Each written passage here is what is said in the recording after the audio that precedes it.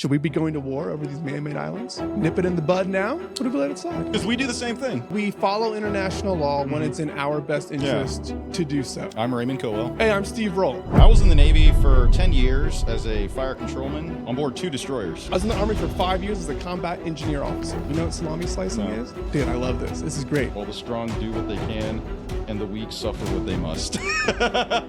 If China had just gone and built a military base next to the Philippines, the whole world would be up in arms. But instead, they just did a small slice of salami first. Another slice, another slice. You're going to get fucked up, basically. Yeah. I bet you we won't do a damn thing. If China does attack Taiwan... Don't you dare walk out that door! Walk out the door. What are you going to do about it? If you're not going to beat them into submission, then... Dude, we gotta talk about China, man. I know, man. You brought up this topic of these man-made islands, and I am. When did they start making these man-made islands? Because that was the thing that was jarring to me. That was in 2013. 2013. Yeah. So, I mean, they've always made the claims, right? And it's not just the islands, but that's like a big physical piece of like what they've been using to kind of legitimize their claim, right? Yeah. Because you got as far as like the rules. Right, if there are rules, right? Yeah. Who do the rules apply to? That's the real question, right? There's it's called the exclusive economic zone. The EEZ. Yeah, exactly. Yeah. Right, for countries, right? It's 200 miles off their coast. Okay. And basically, you know, obviously, Philippines, Vietnam, you know, they all have EEZs, right?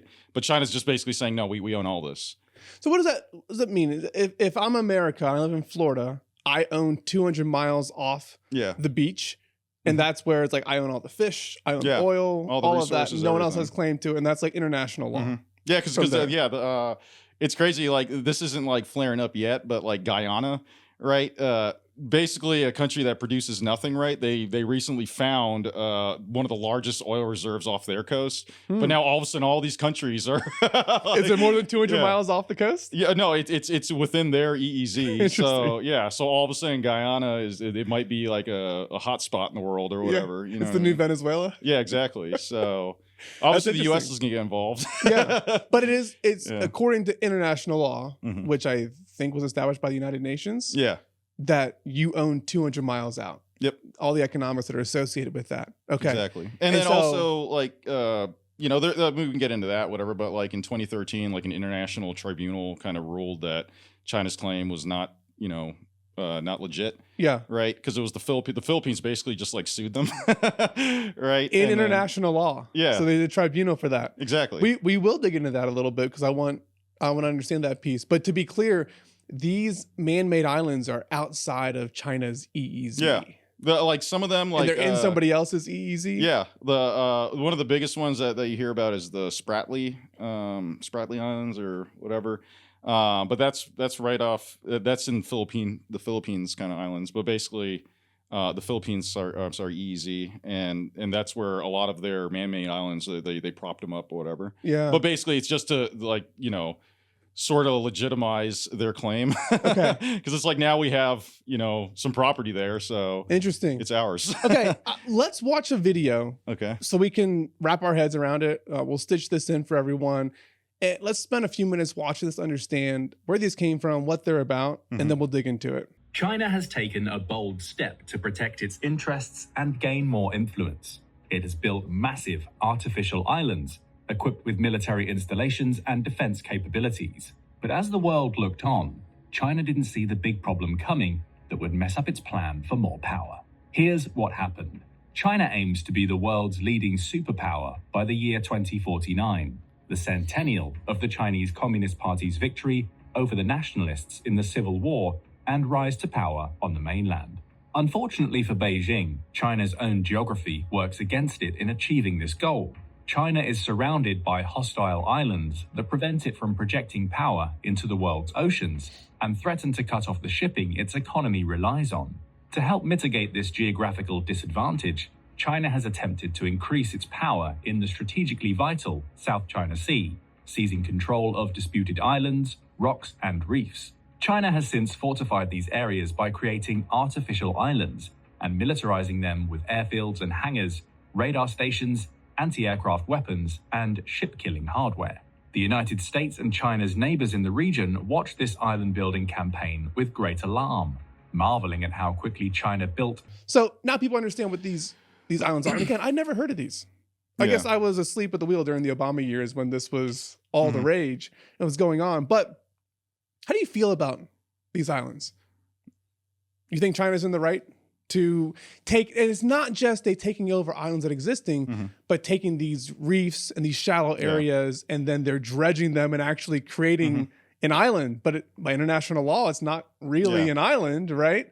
So are they playing by the rules, or in your opinion, are they doing something they shouldn't be doing? If you're asking if they're playing by the rules or not, right? As far as like, is it right, wrong? Like, again, I don't really subscribe to that.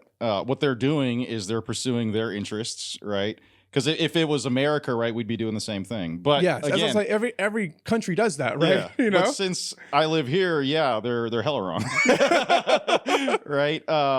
And that's just how I feel about it. They're literally just pursuing their interests in there.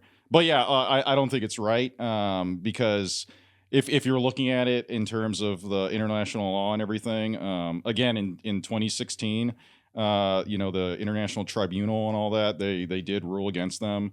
But basically that's where it goes. Like, are they following the rules? Like, what are the rules? Like, the rules only apply if they follow them, and basically they decided, no, that's not in our interest, so we're not going to follow that rule. Yeah. Well, think about like international law for a second, because like all these countries have basically agreed to it. That's why it exists. And they said, hey, we don't want to fight these endless wars, but I want to isolate and go back. What did we do before international law? Big countries just took whatever the fuck they wanted from small countries. Exactly. And they invaded them. They say, you're going to pay me a tribute now. And that went on for all of human history. Yeah. But then the United Nations comes up at some point, in the 1900s? And all of a sudden we start deciding, hey, in lieu of all of this war happening all the time and these disputes, we're going to come up with these standards that everyone's going to agree to and everyone's going to abide by.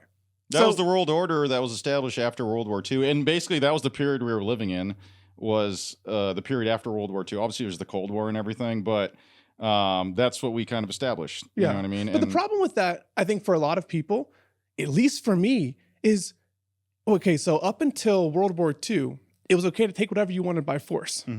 The winners of World War II then decided, we're not going to do that anymore.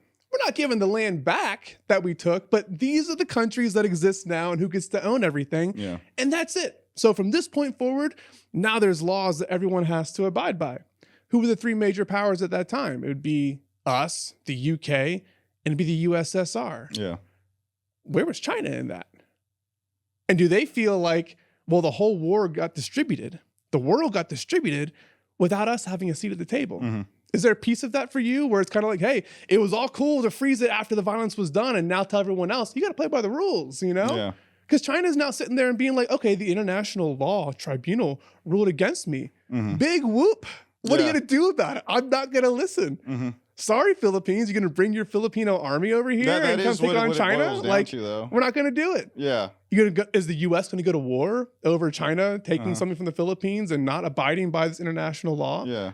I mean, I think it brings up that point of they didn't get a seat at the table. Should they have had one? Debatable, but they're a major world power now. So they're saying, we will take that seat because we weren't there in the 40s when this all got taken place. How do you feel about that? Yeah, I mean, it is what it is. It's they didn't have a seat at the table because they weren't powerful, right? And then all the revolution and stuff that they had and everything with the communism, they were basically just like a non-factor in the world at the time, right? But because it kind of goes like before all this, whatever. I don't know if you heard about like the century of it was like the century of shame for whatever for China. Do you know what I'm talking about? I've heard of it. So when the communists took over, well, no, it was basically foreign powers, kind of just them not being a fact, but. I guess basically what I'm saying is that part of it, like kind of what you're talking about, that is in their national like psyche about them being not powerful and not and so basically they're trying to reclaim that seat at the table. Yeah. Right. And now they are powerful enough to do that. And like you're saying too, it's like the Philippines, because that's the biggest thing. It's like the countries around them, the Philippines, right? They don't have a big, so they're not powerful enough to stop them. Yeah. You know what I mean? And that's why the Philippines is like cozying up to the U.S. and all that, because we are, you know what I mean? So, I don't know how I feel about what China is doing personally, but I do think it's kind of genius how they're doing it. Yeah. Have you heard of this? A lot of the stuff they do is pretty like, wow. Okay. Yeah, but they're not so abrasive with it. I learned the term salami slicing. You know what salami slicing is? Dude, I love this. This is great. Okay. If China had just gone and built a military base next to the Philippines, the whole world would be up in arms. Like, what's going on? China is so aggressive. But instead, they just did a small slice of salami first, another slice, another slice. So first they go, oh, we're going to do a fishing expedition over near this like shallow reef. And everyone's like, all right, well, I mean, you're not supposed to do that. It's supposed to belong to the Philippines, but they're just fishing. I mean, the Filipinos weren't even using it. So like, that's fine. And then it's escorted by a Navy ship to keep them safe in the sea to make sure there's no pirates and all that. And then the next slice of salami comes after that, where they go, well, we could turn this into a small island.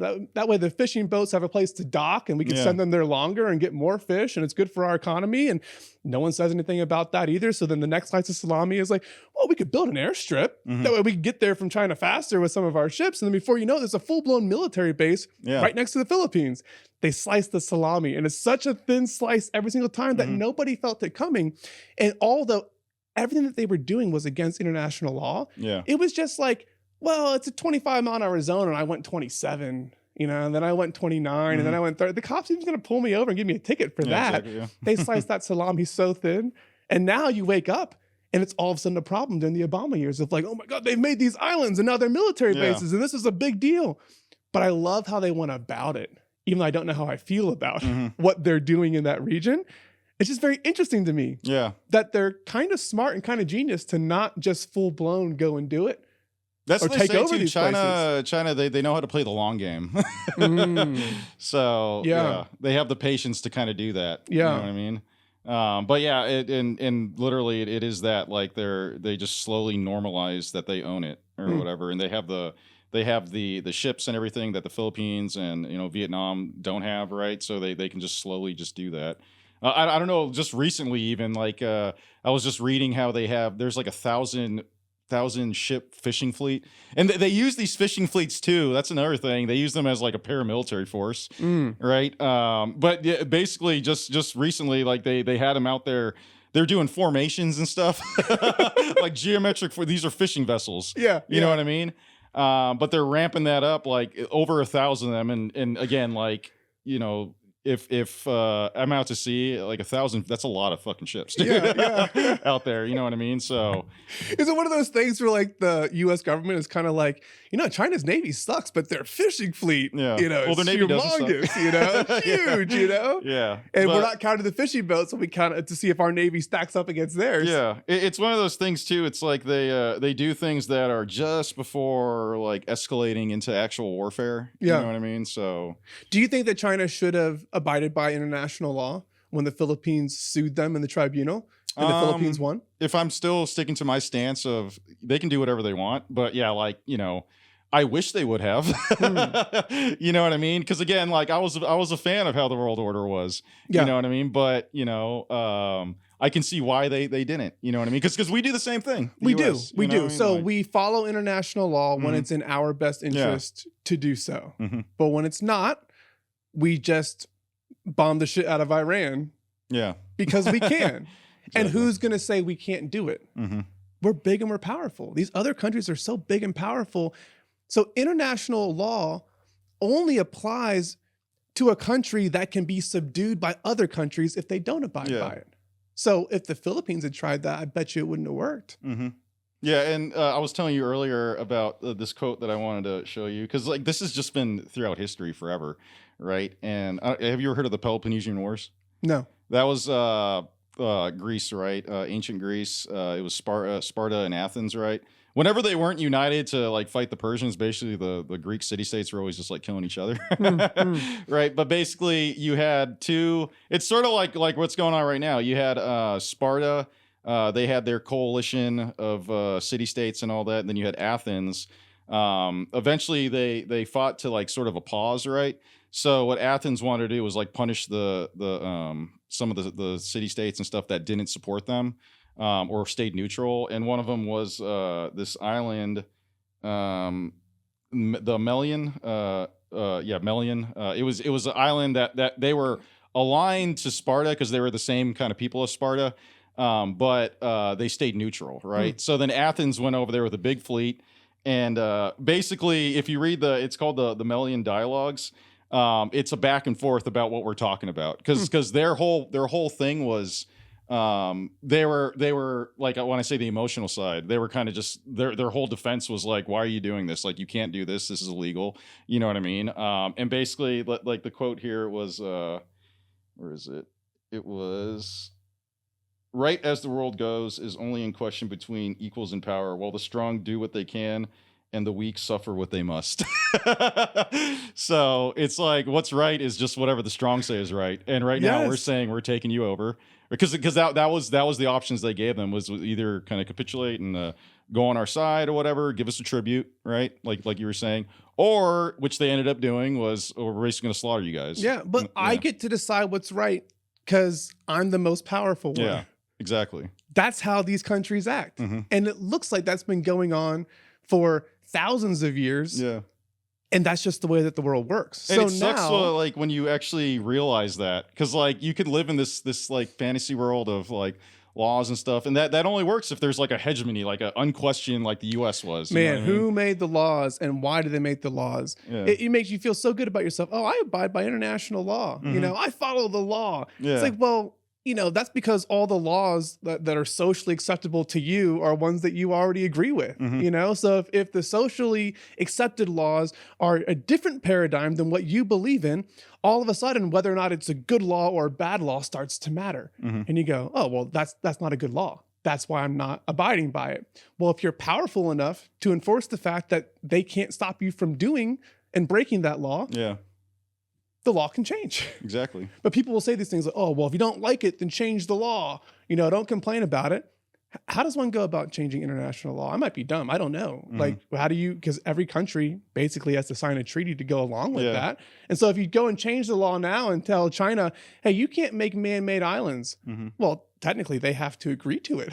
Yeah, technically, right? But if they don't, But the thing is, like, if they don't, then what? You know what I mean? What are you guys gonna like fight us or? It always comes down to violence. Yeah, this is how men work. This is how the world works. There's always a threat of violence. Yeah, there are things that I would not say to you because I'm afraid you're gonna hit me if I do. With men, there's a code around that. Yeah, exactly. And with countries, there's a code around that too. And you can always scale that up. Just look at like countries as like people. But yeah, you know, so. That's the difference of I think men and women is that like, well, yeah, there's always a threat of violence. Like you may not be concerned about me hitting you, but like it's liable to happen. Like we know what we could say to one another in order to make that happen.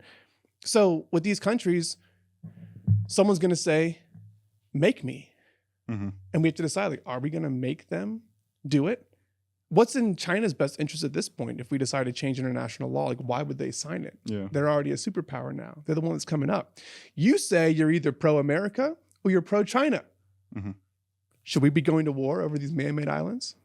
Nip it in the bud now? Or do we let it slide? I don't know. Like I'm almost, you know, because like I said before, as far what I feel like the strategy is, and I don't know how it is but basically. It's almost like Trump might be kind of ceding like that kind of part of the world to them. But you've heard him say it. This is our hemisphere. Yeah, that's their hemisphere. Exactly. So, but also like it's like the Western Hemisphere he's trying to claim for the U.S. right? But also big strategic wise, like still having like choke off points, like I said with Iran, which that's not really going as good as we're hoping. But but yeah, but basically because no one knows what the plan is yet. Yeah. Like, so what are we doing in Iran? But yeah, having a pro U.S. Gulf. You know, if they take Taiwan, okay, now they have semiconductors, but we have energy. You know, also Venezuela, same thing with the energy or whatever. So.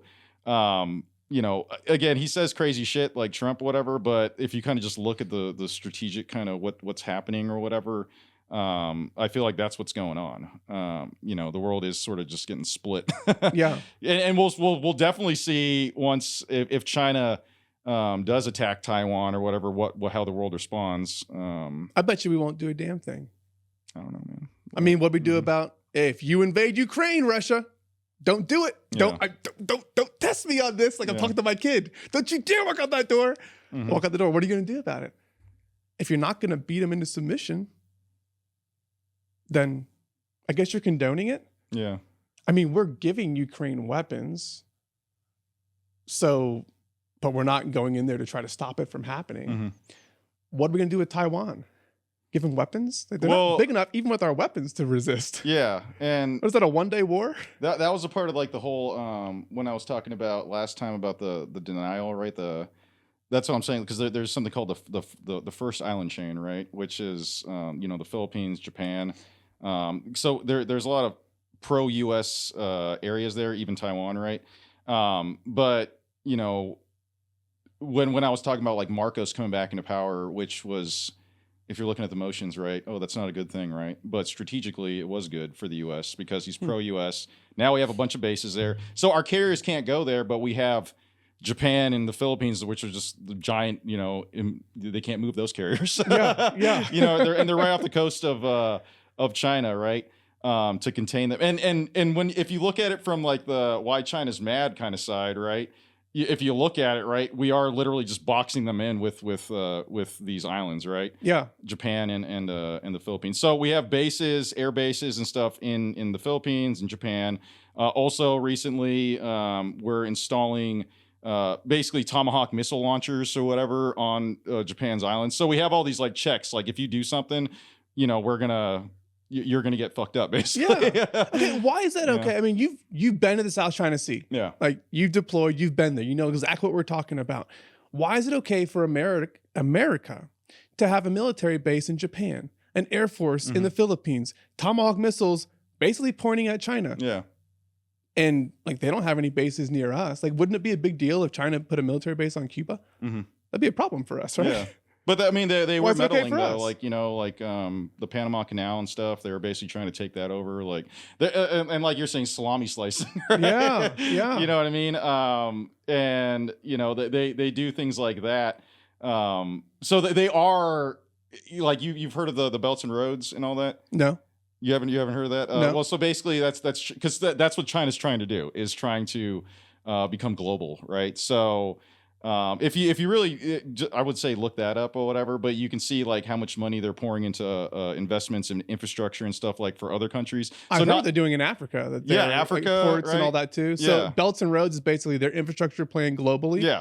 And for then trade or militarily? For basically like economically, right, trade and everything.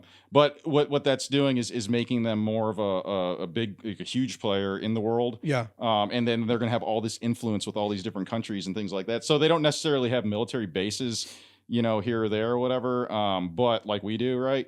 But they are getting influence like slowly, and they're slicing that salami. Yeah. Well, it's funny because their fishing boats are everywhere. Even in America, dude. Like everywhere. You've seen that where they've bought land next to all of our bases. Yes, I have seen. And I've also heard about it's not like the Chinese Communist Party, the CCP, buying it. It's just like Chinese billionaires are buying land, and they're you talk about the Chinese having a long-term view.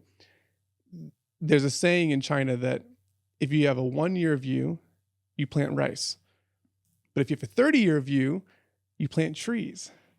If you have a 100-year view, you educate your children. I find that interesting because the Communist Party taking over the school system, that is very, very much in our faces of what their viewpoint is. You got a 100-year worldview. I'm going to control the Panama Canal. Kinda. Not for real, just kinda. Trump comes in and is like, no, you're not. Okay, well, we're going to control the South China Sea. Like, we'll let that one slide. And these fishing boats keep on expanding out there. Fishing boats with nuclear bombs probably on them, Yeah. I mean, it's crazy, man. It's absolutely crazy. I still don't have my mind made up on whether or not I think what they're doing is okay, but I'll tell you very rawly, from a raw standpoint, I don't have a problem with what they're doing. Yeah. As someone who thinks about the rule, why the rule exists, and where the rule came from, who put it into place, it doesn't make sense to me that China gets left out in the cold. They weren't a part of the new world order that we created. And now they're taking things by force. I'm like, I don't really have a problem with it. Well, we were including them in that's what I was saying last week about how it was working and everything. And they did get super rich off all that, Well, we made them a superpower, right? Yeah. I mean, that was basically us. We're the largest economy in the world. And we took all of our manufacturing plants, shut them down, and put them over in China. And that's what's scary about China too, is like their industrial strength, because they're basically like us before we entered World War II, because we were just this huge, crazy industrial power, right? Yeah. And China's that now, and we're we're not that anymore. We're like, well, it's a scary thought. They've got 7 times the power capacity that we have. The electrical grid capacity, they have 7 times more. So if the AI race is really going to be a race for who has the most compute and the most power, right now they're way ahead of us. Although apparently our models are at least a month ahead of theirs. Yeah. But ultimately it comes down to energy. Yep. Yeah, so exactly. They're already positioned well. They've got the 100-year view. I read somewhere it's like China's already won, because if you look at logistically and everything, as far as like the ships they can produce and like stuff like that, they can just super outpace us, because like we don't have that capacity. Like if we were going to go into a war with them, and then even now too, it's just like you already hear about like our stockpiles are dwindling and stuff for missiles and all that stuff or whatever. So is that true when you hear that kind of stuff? Because don't you feel like if I'm the Pentagon and I know the size of our budget for the Pentagon, it's like equal to what we're paying on the national debt. It's almost $1 trillion or over $1 trillion for defense. So that can't actually be true, right? We aren't letting our stockpile of military weapons dwindle, but maybe it's good for us to say that to the world so that Russia, China thinks that that's happening. They're like not going to fall for it though, right? Sun Tzu Art of War stuff. I mean, but everybody's playing games, right? It's this intelligence war back and forth. Yeah, you don't know, like, because like the stuff that we have, it's really high quality stuff, right? But it's going like right now, it's the way war is being fought is like changing with drones and like cheap technology and stuff. So as far as like when we were talking about last week about Iran, yeah, we destroyed their navy. That's great, whatever. But they were never. That's not their real military. Their real military is the drones, the suicide drones, the missiles, and they have plenty of those. You know what I mean? But yeah, like as far as like our stock, because we weren't thinking about like fighting a near peer power. That wasn't in our our thought process. We were fighting the war on terror, right? And but then all of a sudden now we're thrust back into this world where we might be finding like a near peer power, right? And when I say near peer, it's like someone like on our level, like a China, right? So I don't think we are prepared for that with our inventory of missiles and whatever weapons that we got, but also too, like when we were talking about like AI and drones and all that, last week, I feel like that's what's gonna like kind of push that. That kind of war happening, because I still don't even know the name, the Anduril and well, I actually heard it from someone else in between, so I think Anduril is the name of the company. So they're gonna start scaling that, and then we'll have it'll all be kind of just, I feel like it'll all be handed off into that kind of tech as far as like how the wars are fought, not like tomorrow, but like. But do you think it's going to actually turn into the continuation of more proxy wars, or a real war with 2 major powers go at it? It's always going to be the proxy wars, like everywhere. I guess the only time I feel like it'll ever become a real war is the whole Taiwan thing. But I bet you we don't do anything. Honestly, my prediction is that these world powers never ever go at it. Because proxy wars all day long. We'll just do it in Iran, we'll do it in Ukraine, we'll do it in Syria, we'll do it in Africa. We're down to do it in Africa. But it's never going to be China versus the U.S., Russia versus the U.S., or vice versa. Because it's just like we know how that's going to go. And I think that at the end of the day, our economies are all so intertwined. We're so dependent on each other. And the brinksmanship is there for sure. Of course, you want to prepare as if you're going to go to war with China, and they want to prepare for us. But at the end of the day, that war is not good for anybody. No. There's a higher chance to me of aliens invading and us all uniting to go to war against the aliens than that we go to war with China. That's what they say, we go to war like, with needs to Russia. It doesn't make any sense, you know? And maybe it will happen. Who knows, you know? But it's just, that doesn't make any sense to me that we would ever go to war with China. And I bet you it never happens. But you think, because like, but that's the crazy part is like, you think, right? Like me and you are thinking that, right? But it's who's in charge right now, you know? Xi Jinping, and then also like Putin and all those guys. And like, I remember they got caught in a hot mic talking about how they can, you know, with who got caught in a hot mic? Xi Jinping and Putin. But they were basically discussing how like with organ implants and like they can live to like 150 or whatever. So you kind of think of their mindset like, okay, I'm going to live for 150 years, supposedly, right? They think that. I can go to war and I can, you know, I just got to ride this out and then hopefully eventually we're on top. You know what I mean? Like, because like look at Putin right now. It's like they have lost, like, I think the number was, I don't know how accurate it is or whatever, but they put out, they have like over 1 million casualties or whatever in the war in Ukraine, dude. Like, that's wild, you know, but he's still going at it. You know what I mean? Like, just pouring bodies into that area, you know? That's unbelievable. Yeah. Like that level of casualties. But you would hope that maybe, you know, China's looking at that as far as like Taiwan, right? And it kind of gives them pause. You know what I mean? Like maybe we should. Well, I mean, we did the whole war on terror.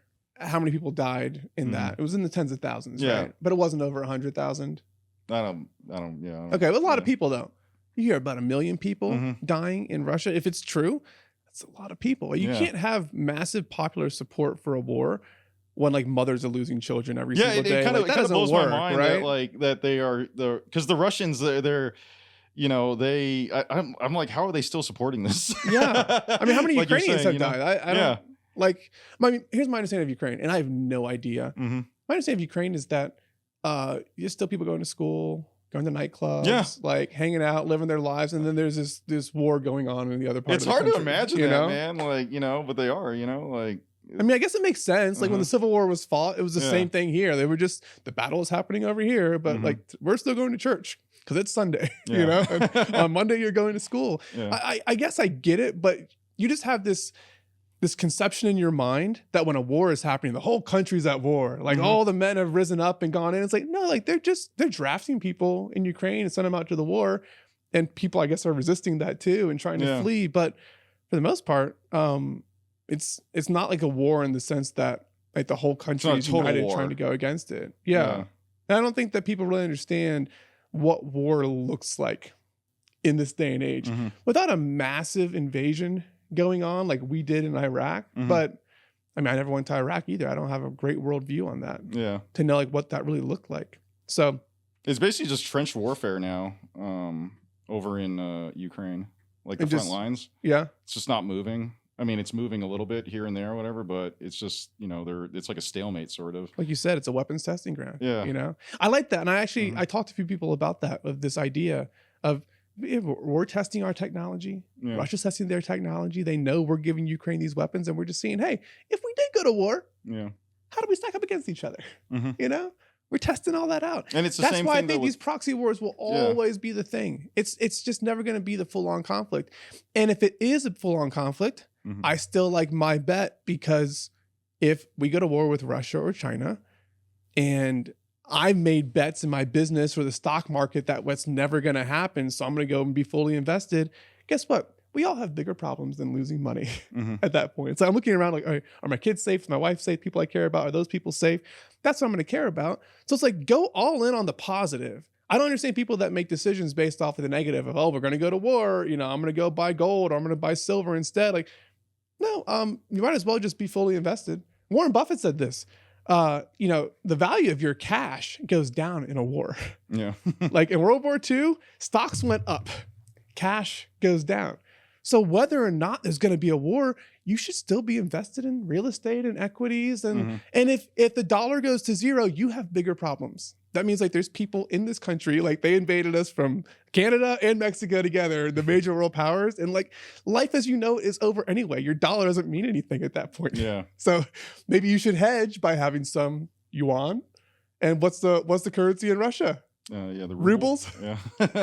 I'm going 1/3 ruble, 1/3 yuan, and 1/3 dollars. That's how I keep the currency straight. That's a good. That's how Steve thinks, man. Like that's the investor mindset right there. Okay, here's how you prepare for Armageddon. It's like your money isn't gonna matter. Buy Bitcoin, do whatever you want to do. Like, don't let these like crazy world events of like, well, if there's an alien invasion, the S&P is gonna go to 0. It's like, yeah, and you won't care. Okay, either you're still alive and you're fighting, or you're dead. Yeah. So like, who cares at that point? But people let that stuff get into their minds, you know? So it's crazy. I just want to conclude this thought and topic of, China, what they're doing with these man-made islands. I think I'm of the mindset that I don't mind what they're doing. I really don't. I'm pro-America. Don't do it in Cuba. Don't do it in Hawaii, like the places that are. But if you're going to do that over there, it doesn't make sense to me that we're allowed to have missiles pointing at them from Japan, figuratively. And that's right next door. And we're in Korea right next door. We're in the Philippines right next door. But then we have a problem with them making an island and putting a military base on it when they promised us that they wouldn't do it. It's like, you cheated on me when I specifically asked you not to. No, like, so you're okay with China doing that? Like, and again, overall, I guess when I take the emotion out of it, and I just look at what China's doing, yes. But like as an American, no. Like, because we do have a lot of interest there, and we don't want them controlling that. So no. All right, agree to disagree. You have better worldview on this because you've been there. You were in the Navy. You were on a ship for 2 years. You know more about this than I do. But I'm just more of that like realist. Like, hey, what's good for me is good for them. And if we're gonna abide by international law, then we should abide by international law. If we're living a life above reproach, then let's go and talk to other people who are not doing it. But as far as the UN is concerned, United Nations, America is as bad of an actor as Russia, as China. Yeah. We're all being admonished by these smaller countries of doing things that we're not supposed to do. Trump's going and stealing dictators out of Venezuela in the middle of the night. We're just bombing. Like, how do you think the president of Zimbabwe feels when he sees what happens in Venezuela? And then, we also like just killing the supreme leader of Iran. They're all like, we need to build it. We need to have a nuclear program. Like that's the scary thing. Is like, because that's what, when we talk about power, like that's one of the big things. Is like, or do you have a nukes or whatever? Because like North Korea, he's untouchable, dude, because he's got nukes. Yeah. But if you're trying to get a nuke, we'll keep you from doing it. Yeah. And it's interesting that we're not treating North Korea the same way as we were treating Iran. Maybe North Korea is not because North Korea said that they're going to go and like kill all the Jews or all the South Koreans if they get the nuke. You think South Koreans are concerned about North Korea? Yeah, probably. Yeah. I was just in South Korea last summer. And here's what I heard. I'm so desensitized to this whole idea of like South. It's like ever since I was a kid growing up, it's North Korea's going to send a nuke down. They're going to bomb us. We're all going to die. At some point, that just becomes the norm. You get used to it and kind of like, well, I might as well live my life while I'm here. Yeah. That's what your South Korean friends were saying? Or? That's what they said. Okay. That's what they said. And said that their parents grew up like doing all the drills and under the desk and they're dealing with war. And they just like, we're desensitized to it now. Yeah. And it's kind of like the way that the boomer generation that grew up and they were always concerned about the USSR sending a nuke over and they're getting under their desk because the nuclear bomb can't reach if you're underneath the desk. Yeah. Don't forget that, And it's great. Do you remember in 2017, there was a bomb threat from North Korea to Hawaii. Do you remember that? Yeah, I do, yeah. And it was a mistake. And they sent a text to everyone in Hawaii saying like, there's a nuclear bomb on the way from North Korea right now. And people were freaking out thinking like, this is the end of the world. And it's like, that was actually a mistake from the mass notification system. All is fine. Yeah. There is no, and you're kind of like, first off, how does that happen? Like who made a mistake there? But then, man, what would we do if that was the case? Yeah. If it's just Hawaii, like, do the other 49 states just continue? I mean, I don't know if a nuclear bomb can affect over here. Are we automatically at war with North Korea? If nuclear weapons ever get involved, like that's the end of the world. And because there's been books recently written, and also there's a movie out in Netflix, like actually showing that that exact scenario, one bomb, going, and they're just too busy scrambling to kind of figure out what the hell's going on or whatever because they couldn't. But basically, it's that like there's no winners in any kind of nuclear war, So if that ever does happen, Hawaii or whatever, yeah, like the world's like basically fucked because that's it. Yeah. So if you ever got that notice on your phone that North Korea has launched the one nuke that is going to turn into mutually assured destruction, and all the nukes are going to go off, how would you spend your last day? I don't know, man. I'd probably find God for real. Yeah. Because I've been on this journey with that. But like, there's no such thing as an atheist in the bunker. Yeah, exactly. You believe in something. Okay, so you'd find God, and then you go fishing or shoot some free throws. Yeah, I don't know, man. Because that would tell you what you really enjoy about life. Yeah. What you decide to do on your last day. It's easy for people with families. I have a family, so I'd be with my wife and kids, and I'd try to like build a bunker or something real quick, and try to survive it. But if you don't have the wife and kids, I'm just curious, like, what is the most important thing to you in that moment? I can imagine there's some people who are like, yeah, if I was gonna, I guess I'd just go fishing, go to the beach, hang out. I think that does, I guess, expose that, what we were talking about during coffee or whatever about like, what are you living for or whatever. And, if it is the last day on earth and like, I can't even think of like, what am I living for? I don't know, man, but, it's true.